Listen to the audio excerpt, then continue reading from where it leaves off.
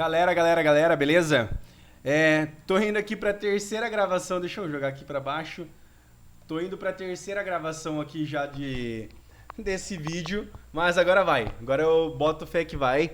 E eu quero trazer um conteúdo pra vocês sobre sono e como vocês analisam o sono dentro da variabilidade, tá? Então, hoje eu não vou falar tipo de melatonina, eu não vou falar de formas de melhorar a questão de sono, como você pode passar isso pro teu cliente, isso talvez para um próximo vídeo, até para eu não ficar queimando cartucho aqui. Essa é a realidade. Mas eu vou falar para vocês como vocês vão analisar o sono. Então, como vocês sabem, eu gosto de dizer que um dos principais ativadores do sistema parasimpático é o sono. Eu não vou falar aqui dos benefícios do sono, tá? Mas eu quero que vocês saibam que ele tem muita relação com o sistema parasimpático e guardem isso na cabeça de vocês.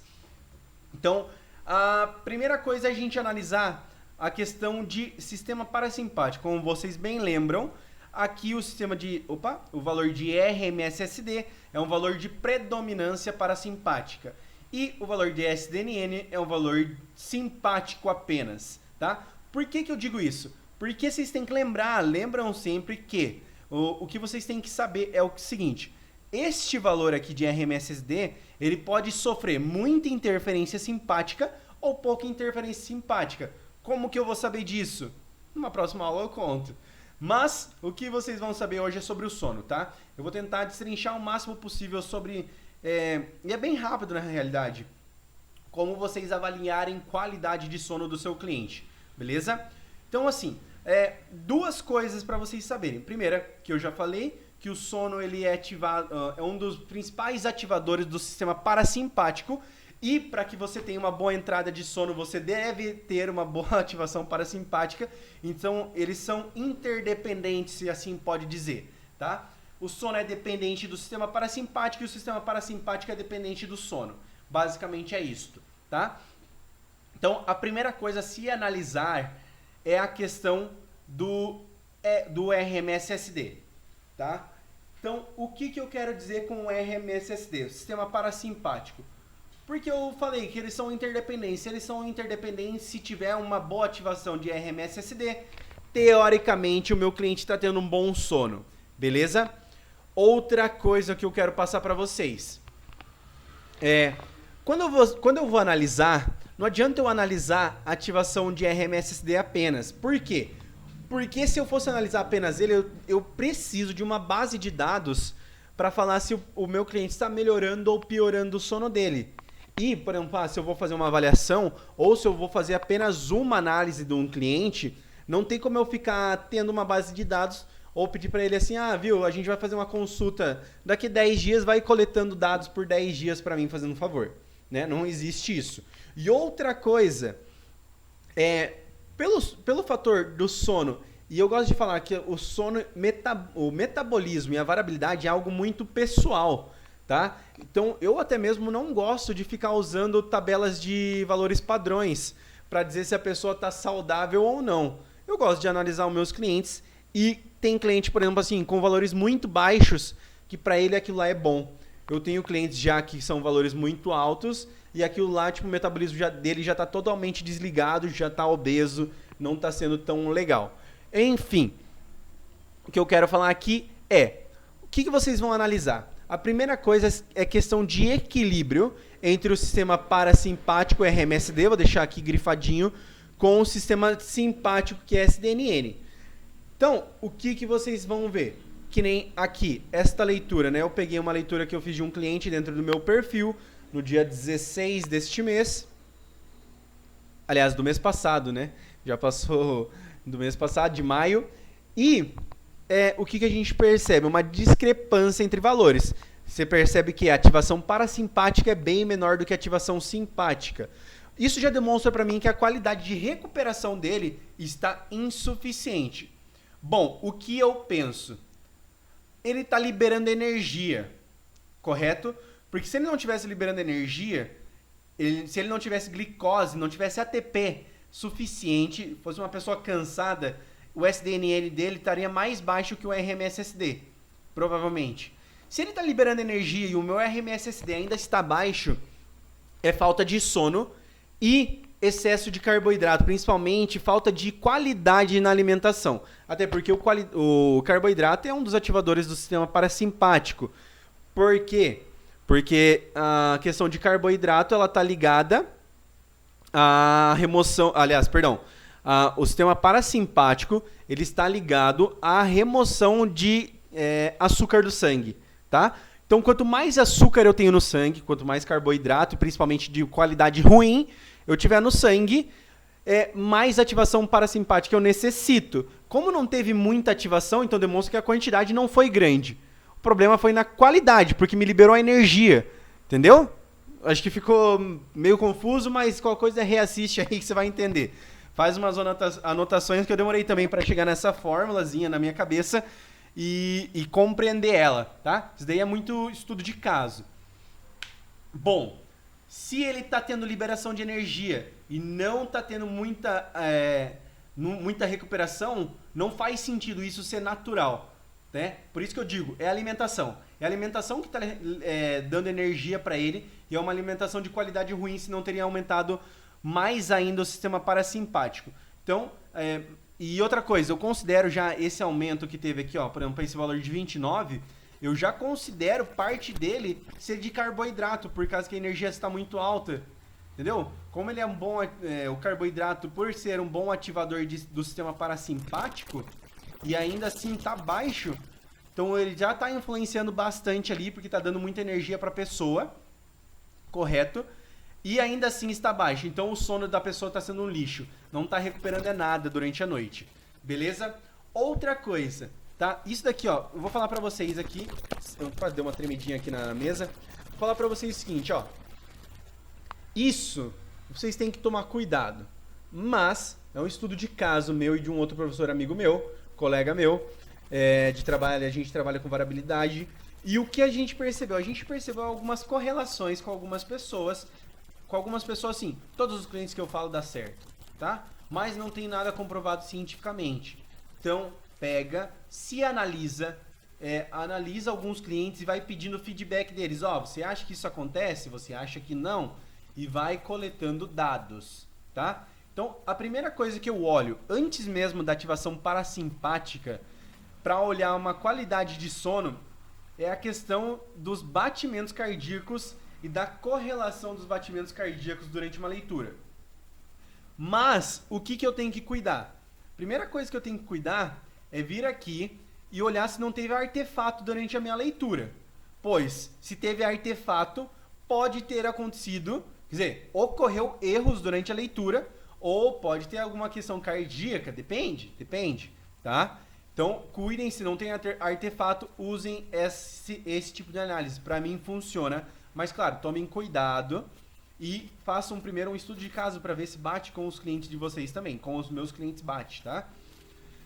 A primeira coisa, sim, é ver uma correlação da frequência cardíaca. Quanto mais ondular, mais baixa essa ondulação, né? Quanto mais, como que eu posso dizer aqui? Quanto mais normal essa ondulação tiver, você percebe aqui essa ondulaçãozinha aqui? Quanto mais normal, eu considero normal isso daqui. Essa ondulação é uma ondulação normal, perfeita, tá? Demonstra uma qualidade de sono bom. Porém, o que eu analiso também? A variabilidade da frequência cardíaca. Ela deve estar de acordo, tá? Ela sempre vai ser como se fosse um efeito de espelho, ou para cima ou para baixo. Quando começa a se cruzar, alguma coisa de errado tem, tá? Não sei dizer o que, mas normalmente alguma coisa de errado tem quando a variabilidade e a frequência cardíaca estão se batendo, e até eu recomendo, para considerar assim uma variabilidade top, eu recomendo a variabilidade mais alta do que a frequência cardíaca, tá? Mas não é agora que a gente vai comentar sobre isso.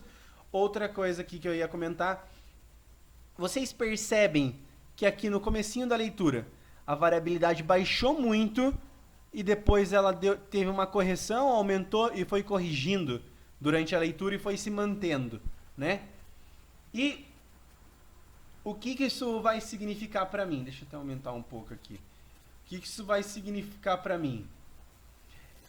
Eu compreendo que... Olha só, isso é totalmente empírico, tá? Não tem nada comprovado. Esquece, mas bate, tá? Então vai lá, faz o estudo de caso, vê os clientes que batem e os que não batem. Eu considero quando tem essa onda para baixo aqui de variabilidade, eu considero que a pessoa ela tem dificuldade para entrar no sono, tá?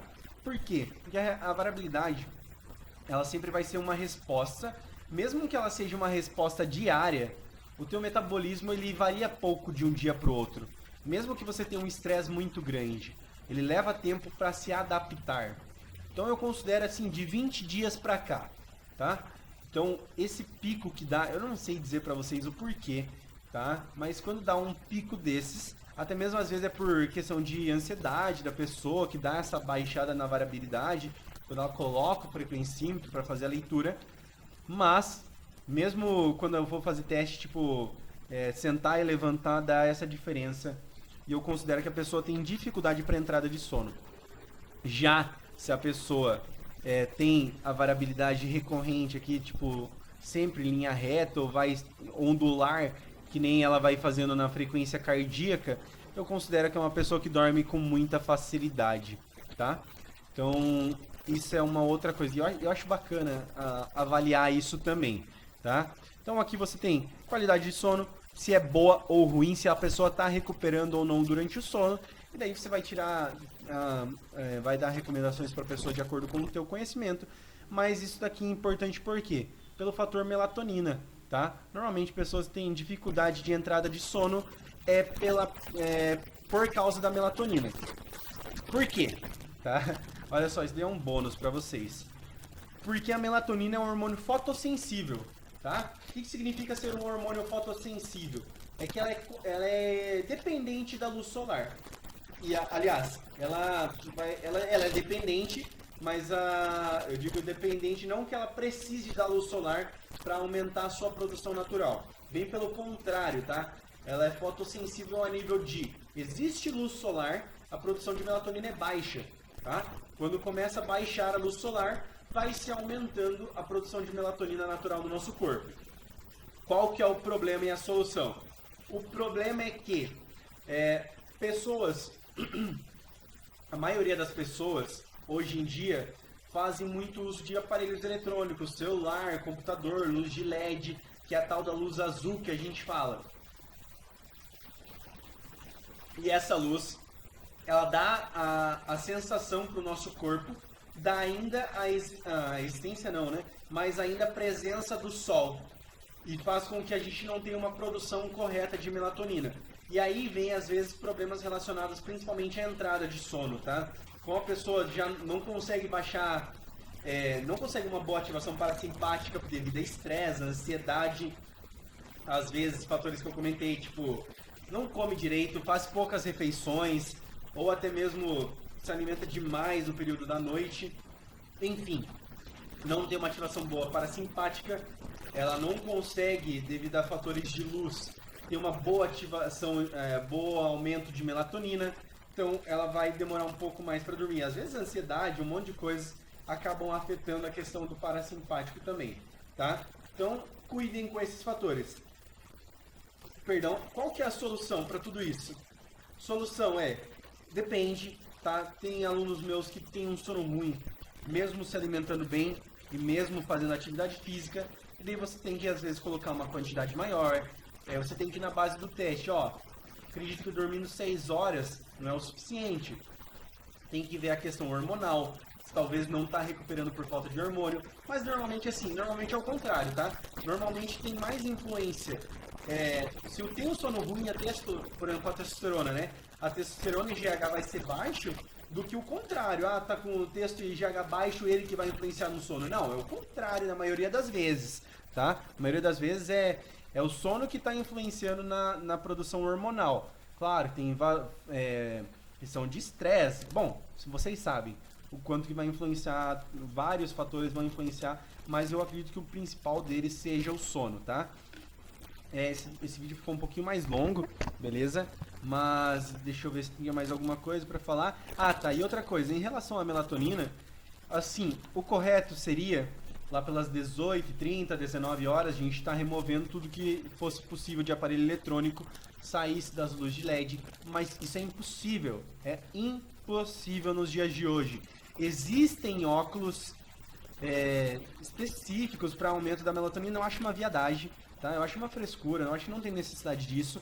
Mas é interessante você, pelo menos uma hora antes do seu horário de dormir, você tem que ter um hábito, né, de horário de dormir, pelo menos uma hora antes do seu horário de dormir, você procurar remover os aparelhos eletrônicos. Aí você coloca uma leitura, uma meditação, alguma coisa que vai te colocar numa fase de relaxamento, para daí então você entrar no teu período de sono, tá? Período de sono você já tem que estar relaxado para ir para a cama, não tá todo pilhado com 1000 pensamentos para então ir deitar, senão é normal, você vai ficar pilhado, vai demorar para dormir.